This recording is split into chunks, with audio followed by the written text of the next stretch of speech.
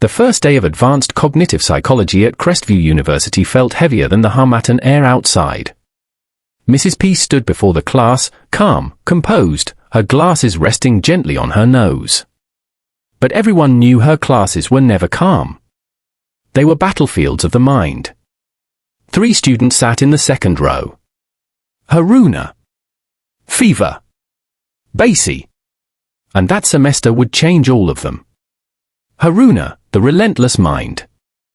Haruna had been asking questions since 100 level. Not ordinary questions. Questions that made lecturers pause.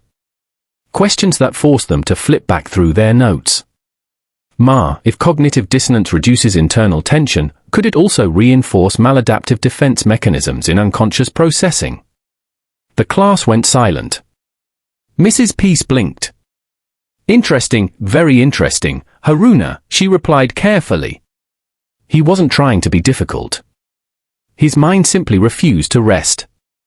Curiosity burned in him like a fever that never cooled. Sometimes even his lecturers left class confused, revisiting their own understanding because of him. But curiosity can be lonely. Fever, the verbal fire. Fever was different. He didn't just ask questions. He performed them. From a psychoanalytic standpoint, wouldn't the superego's regulatory function conflict with existential autonomy, thereby creating an internal dialectic?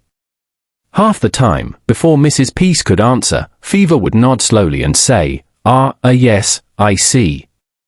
It's a compensatory projection. He answered himself. The class would murmur. Some impressed. Some annoyed. Fever loved the sound of thinking out loud. Grammar was his weapon. Big words were his armor. He added flair, emphasis, intellectual seasoning. But sometimes, beneath all that brilliance, he was afraid of silence. Bassey, the quiet observer. Then there was Bassey. He rarely spoke. When he did, the room shifted. If behavior is conditioned by reinforcement, then how do we explain moral courage in the absence of reward? No big grammar. No performance. Just wait. His questions landed like stones in still water. But in 300 level, something changed. Bassey stopped asking. And before we continue, if you're enjoying this intense university drama, make sure you subscribe to the channel.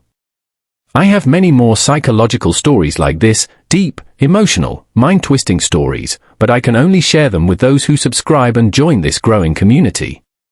Hit that subscribe button so you don't miss what's coming next. Now, back to Crestview University. The breaking point. It was mid-semester. Topic: metacognition and self-regulated learning. Mrs. Peace wrote on the board. Understanding is not measured by how much you speak, but by how deeply you process. Haruna's hand shot up.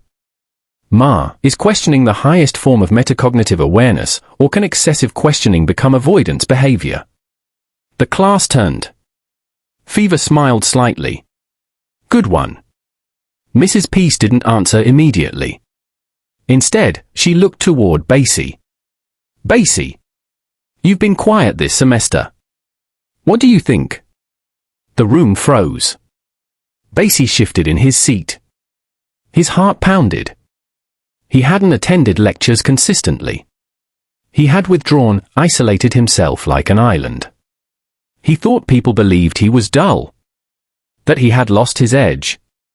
He cleared his throat. I think asking too many questions can sometimes hide the fact that we haven't sat long enough with the material. Silence. Even Haruna lowered his hand. Bassey continued, voice shaking but growing stronger.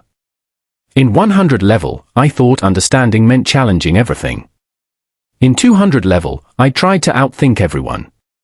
But in 300 level, I realized I didn't understand anything. I was just reacting. The class leaned in. I stopped asking questions because I wanted to listen. To struggle quietly. To build my own interpretation before borrowing someone else's. Fever swallowed. Haruna stared. Mrs. Peace's eyes softened. "And what did you discover?" she asked gently. Bassey's voice steadied. "That understanding is personal. Questions reveal curiosity. But silence reveals digestion. The moment I stopped performing intelligence, I started actually learning." The room felt heavier. Fever looked down at his notebook. For the first time, he wondered if he had been speaking to be heard instead of speaking to understand. Haruna felt something unfamiliar, stillness. Had he been running from silence? Mrs. Peace closed her marker and faced the class fully. "In psychology," she said, "we study the mind. But you must also study yourselves." She walked slowly between the desks. "Haruna, your questions push boundaries. Never lose that fire. But let silence refine it." She turned to Fever. "Your articulation is powerful. But clarity is not performance. It is depth." Then she stopped before Bassey. "I knew you've learned the hardest lesson of all. Listening is not weakness. It is courage." Tears welled in Bassey's eyes. For the first time, he didn't feel behind. He felt grounded. The transformation. By the end of the semester, something shifted among them.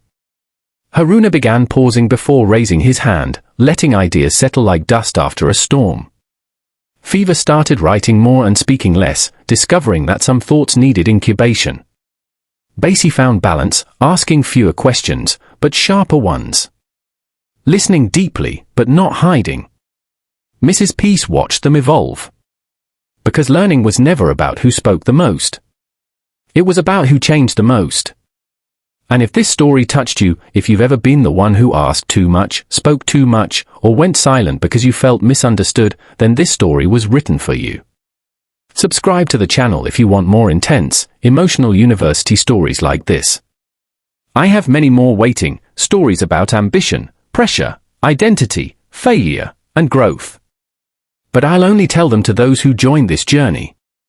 Because at the end of the day, learning is not about competing voices in a classroom. It is about discovering your own self. The hall is quiet, the air feels heavy. Chalk dust dances in the sunlight steady.